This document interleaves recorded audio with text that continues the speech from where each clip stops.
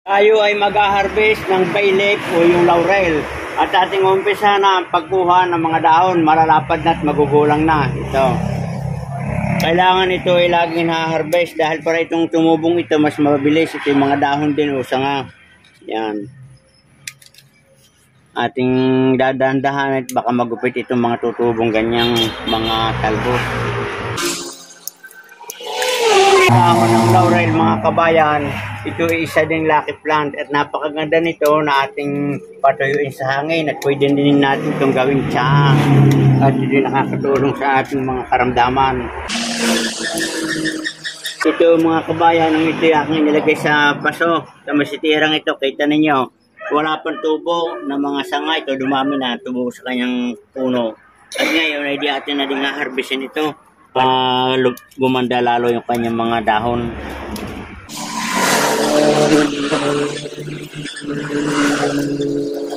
Ito yung aking na-harvest na bay leaf o dahon ng laurel. Napakaganda mga kabayan, malalapad at sariwang-sariwa.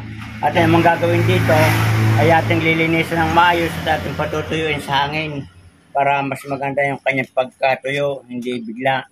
Ayan, ito na yung mga resulta ng aking pinuti o aking hinarvest na dahon ng laurel o bay leaf. Ito ay aking hinugasan ng maayos at akin ng pinunasan ng basahang tuyot. Ito, ating patutuyuin dito sa hangin para maganda ang kanyang tuyot, hindi bigla kaysa rin sa direkta sa araw.